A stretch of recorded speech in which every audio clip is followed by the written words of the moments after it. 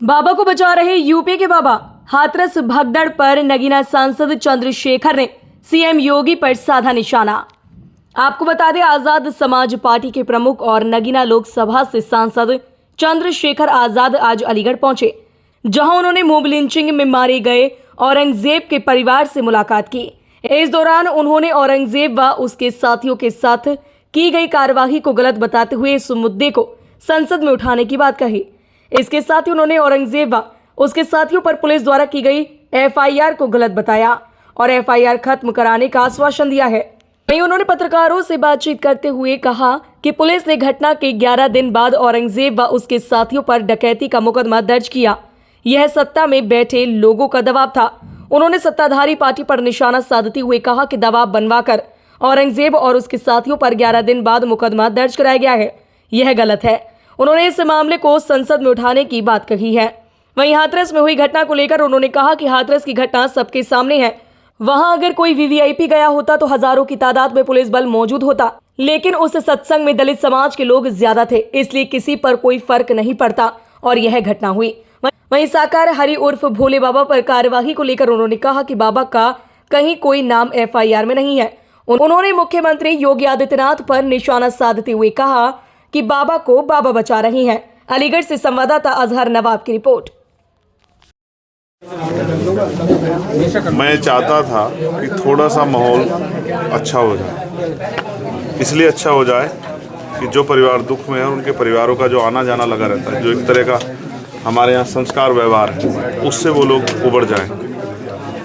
लेकिन ये सच में बहुत तकलीफदेह, और मैं आपको स्पष्ट रूप से कहना चाहता हूँ, मैंने उनसे पूछा कि वो क्यों जाते हैं वहाँ, तो वहाँ वो इसलिए जाते हैं क्योंकि उनको लगता है कि जो गरीबी है, बेबसी है, लाचारी है, बीमारी है और जो परेशानियां हैं उनके जीवन में, वो बाबा जी के आशीर्वाद से ठीक हो जाएं, इसलिए जाते हैं वो लोग। अगर उनको एक बार एहसास हो जाए कि ठीक नहीं होगी, उनकी जान जा सकती, तो कभी ना जाएं।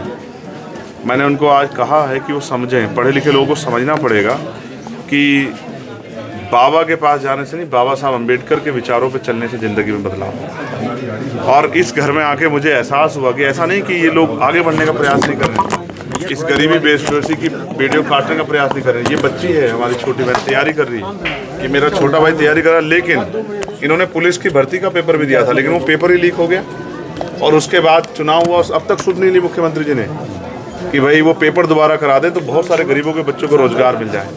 ये पढ़े लिखे नौजवान मेहनत कर रहे हैं, प्रयास कर रहे हैं कि इनको रोजगार मिल जाए, लेकिन कोई भर्ती नहीं आ रही है।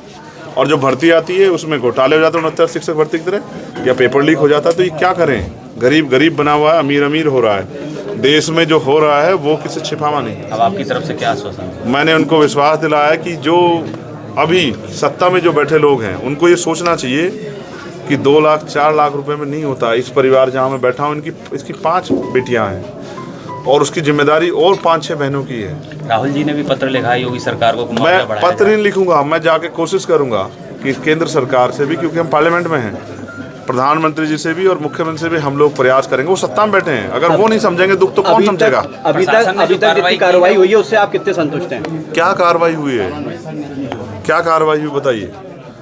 सबसे पहले तो सबसे ज्यादा जिम्मेदारी ये है कि जो परिवार टूट गए हैं उन परिवारों को पैरों पे खड़ा किया जाए। इसके लिए सबसे पहले उनको जो है ना एक उचित मुआवजे की व्यवस्था होनी चाहिए थी। और जो उस हालात में नहीं है, जिनके घर से जिस तरह की समस्या हो गई है कि कमाने वाला या जो, क्योंकि वो भी अपना घर चलाने के लिए मेहनत करती थी, उनके बारे में सरकार सोचे, उनके लिए व्यवस्था करे। जिन पर ज़मीन नहीं उनको ज़मीन दे, जिनके घर में और पेंशन की व्यवस्था करा सकते पेंशन की व्यवस्था कराए। उन परिवारों को अकेला ना छोड़े, ये सरकार की जिम्मेदारी। मैं तो कहता हूँ सरकार 25-25 लाख रुपये का मुआवजा इन परिवारों को दे।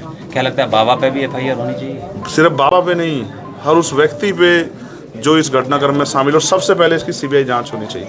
तो बाबा की अरेस्टिंग होनी चाहिए या नहीं? मुकदमा तो लिखवा दो प्रशासन की, पुलिस, पत्रकार। सरकार क्यों बच रही है? क्यों सरकार मुकदमा लिखने किसी और की जरूरत है क्या? बताओ ना। सबका साथ सबका विकास की बात करने वाली इतनी बड़ी घटना पे चुप्पी सरकार की क्या समझ आता है? अपोजिशन पार्टियां भी कहीं ना कहीं बाबा के नाम लेने से बच रही हैं। नहीं, हमें किससे बचने की जरूरत नहीं है।